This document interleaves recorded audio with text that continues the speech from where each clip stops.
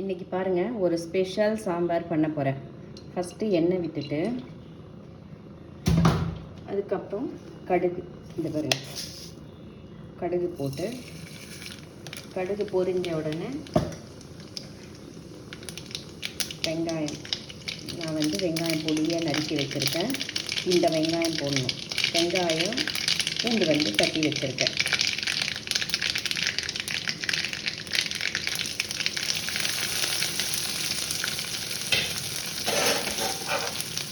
அதுக்கப்புறம் ஒரு கிளறிட்டு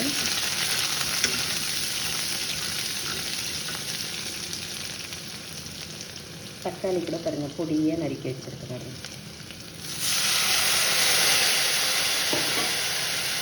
தக்காளி நல்லா வதங்கணும். தக்காளி நல்லா வதங்கினாங்க. ஏன்னா வதங்கிடுச்சுன்னா கொஞ்சம் காய் மாதிரி தெரியாது. தக்காளி பழம் நல்லா வதங்கணும். இது நல்லா இருக்குது, நாட்டு தக்காளி. இது நாங்கள் கொஞ்சம் பார்த்து வாங்குவோம். அந்த ரெட்டாக இருக்க தக்காளி வாங்க மாட்டோம். நாட்டு தக்காளி தான் பார்த்து வாங்குவோம். ஏன்னா அந்த ரெட்டாக இருக்கிறது மேலே நல்லா இருக்கும், ஆனால் உள்ளே பார்த்தா ஒரு மாதிரி இருக்கும். அதனால் இதை பார்த்து நாங்கள் வாங்குவோம். அதுக்கடுத்து உப்பு போடணும். ஏன்னா இப்போ வர தக்காளி எல்லாம் தோல் கொஞ்சம் இதுவாக இருக்குது. அதனால் சீக்கிரமாக வேகணும் அப்படின்றதுக்காக உப்பு போடுறோம்.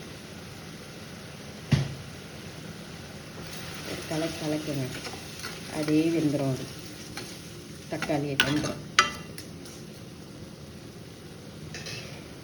அப்புறம் பாருங்கள், எல்ஜி பெருங்காயம், எல்ஜி கூட்டு பெருங்காயம். எனக்கு இதுதான் ரொம்ப பிடிக்கும். இல்லையா அந்த கட்டி பெருங்காயம் வாங்கி நறுக்கி மிக்சியில் போட்டு அரைச்சி வச்சுப்பேன்.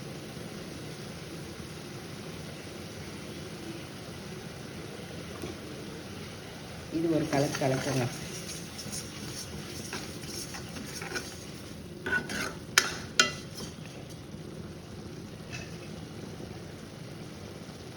அதுக்கப்புறம் பாருங்கள், நூக்கல் ரொம்ப நல்லது உடம்புக்கு. செம்மையாக சுகர் பேஷண்ட்டுக்கெல்லாம் ரொம்ப நல்லதுன்னு சொல்கிறாங்க டாக்டர்ஸ் எல்லாம். நிறைய நூக்கல் சாப்பிட்ணும். நீர்க்காய்ங்க மோஸ்ட்லி சாப்பிட்ணும்.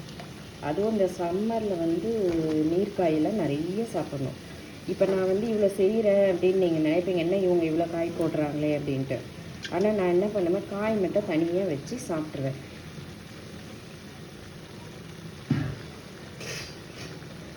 நான் காய் தனியாக வச்சு சாப்பிட்ருவேன். அதுக்கப்புறம் குழம்பு சாப்பிடும்போது கொஞ்சமாக காய் போட்டு சாப்பிடுவேன்.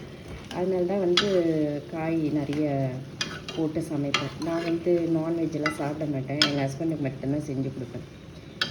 ஃபுல்லாக வெஜ்ஜு மட்டும்தான். அதனால் காய்கறி நிறையா சாப்பிடுவேன். அவருக்கு மட்டும் நான்வெஜ் செஞ்சு கொடுப்பேன். நீங்கள் நினைப்பீங்க இவ்வளோ காய் போடுறாங்க, காய் மட்டும் வச்சு தனியாக சாப்பிடுவேன். நூக்கல்லாம் அவ்வளோ நல்லதுன்னு சொல்கிறாங்க சுகருக்கு. டாக்டர்ஸ் சொல்கிறாங்க, நம்மளுக்கு என்ன தெரியும்.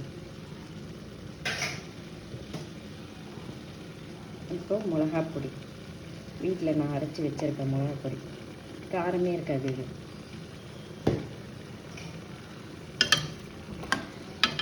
நல்லா வதக்கிடுங்க. நான் கடாயில், இவங்க என்ன கடாயில் செய்கிறாங்க அப்படின்னு நினைப்பீங்க. எனக்கு கொஞ்சம் அகலமாக இருந்தால் தான் இந்த வதக்கிறதுக்கு இதுக்கெல்லாம் ஈஸியாக இருக்கும். ஸோ இது பண்ணிவிட்டு நான் அதுக்கப்புறம் ட்ரான்ஸ்ஃபர் பண்ணிப்பேன் பாத்திரத்தில். நல்லா சூடெல்லாம் ஆறின பிறகு அப்போ உடனே பண்ண மாட்டேன். ஏன்னா அந்த சட்டியோட சூடு இருந்தால் தான் நல்லாயிருக்கும். அதனால் உடனே எல்லாம் நான் ட்ரான்ஸ்ஃபர் பண்ண மாட்டேன். நல்லா ஆறின பிறகு அதுக்கப்புறம் வேறு பாத்திரத்தில் மாற்றி வைப்பேன். ஏன்னா கெடாமல் இருக்கும் குழம்பு. உடனே மாற்றிட்டிங்கன்னா அந்த சட்டியோட சூடெல்லாம் நிற்காது. ஸோ சட்டியோட சூடு இருக்கணும். அப்போ தான் கொஞ்சம் அந்த குழம்பு தாங்க அந்த வெயில் காலத்துக்கெல்லாம்.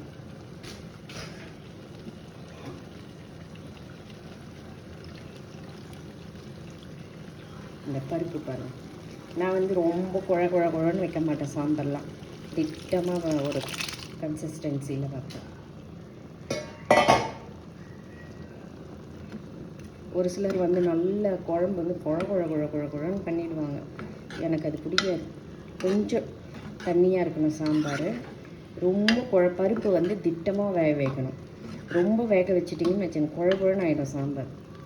இப்போ நான் இந்த காயெல்லாம் எடுத்துட்டேன்னு வச்சுங்க, தண்ணியாக இருக்கும் சாம்பார்.